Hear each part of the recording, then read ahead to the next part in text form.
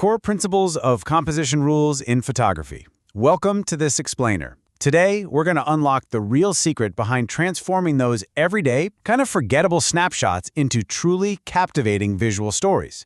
Whether you're rocking a top-tier professional camera or just pulling out the smartphone right there in your pocket, we're diving deep into the core principles of composition rules in photography together. Now, I want you to think about this for just a second. Have you ever taken a photo where the subject right in front of you was absolutely stunning? You know, the warm, golden light of a beautiful sunset, the crisp detail of a friend laughing, or the sheer scale of a majestic mountain. But when you actually looked at the image you captured, it just felt kind of wrong, flat maybe, or uninspired. It's incredibly common, and honestly, it's a shared frustration for almost everyone starting out. You totally captured the light, but somehow you just missed the magic. Okay, so let's dive right into this, because there's an ultimate truth we really have to accept from the get-go. Good composition determines everything. Seriously, we so often get caught up in the heavy technical jargon, right? Aperture, shutter speed, ISO. Or we trick ourselves into thinking we literally need to buy incredibly expensive gear to take better photos. But mastering visual grammar, that is the true soul of an image.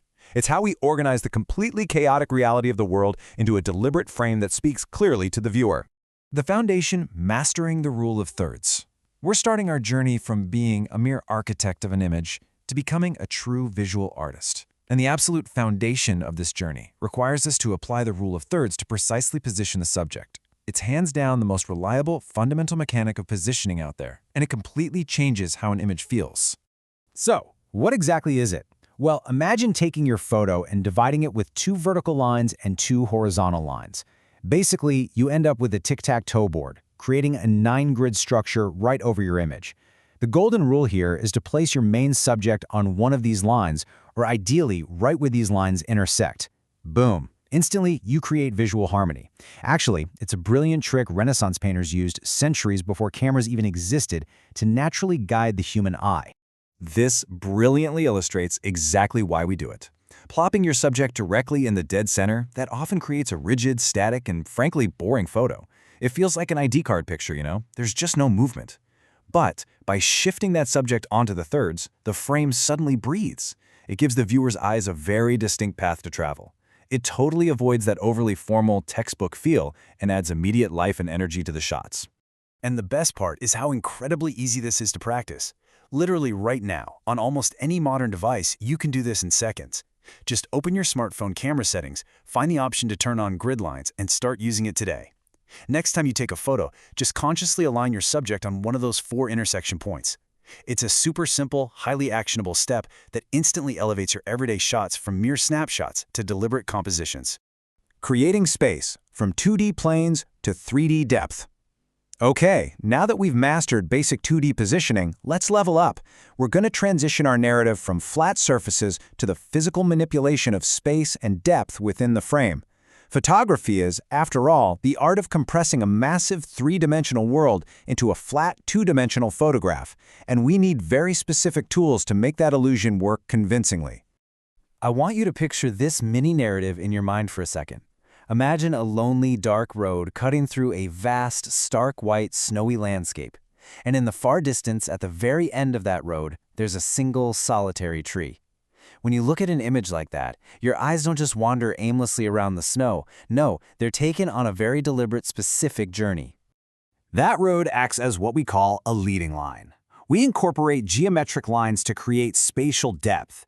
These lines mechanically guide the viewer's eye along the path, physically pulling them right into the photograph. It compresses that 3D space into a single vanishing point, which instantly focuses all the attention right where you want it, on your final subject. It's a powerful, honestly almost hypnotic way to control exactly how someone views and experiences your image. Here's a wonderfully practical tip derived directly from our source material to help you capture this yourself. A lot of the time, landscapes just look entirely flat. The solution? Be humble. Literally, crouch down low to the ground. By physically lowering your angle, you can suddenly include close foreground elements like textured stones, fallen leaves, or rough grass, which instantly adds a foreground layer to balance out the midground and background. It's just a simple physical movement, but it creates massive depth. The art of nothing, exploring negative space. Let's shift our thematic arc a bit now. We've talked about rigid structural geometry, but I want to take us into a softer, more conceptual realm. We're going to explore the artistic conception of negative space composition. Negative space is the intentional use of blank, empty, or highly uniform space in an image. Think of a tiny bird soaring against a massive, clear blue sky. It's a beautifully counterintuitive idea, really, because it teaches us that what you deliberately choose to leave out of the frame is just as vital as what you include. It's the art of nothingness giving immense power to something. So, the absolutely crucial point here is how this negative space functions emotionally. It gives the viewer's mind room to wander and creates a profound atmosphere of purity, tranquility, or sometimes even intense isolation. But our sources give a really important warning. To make this work, you must still dedicate roughly 1/3 to 1/4 of the frame to containing actual subject details. If you don't do that, the photo completely loses its focus and just becomes an empty, confusing void. When balanced correctly, though, it focuses our intuition directly toward the subject.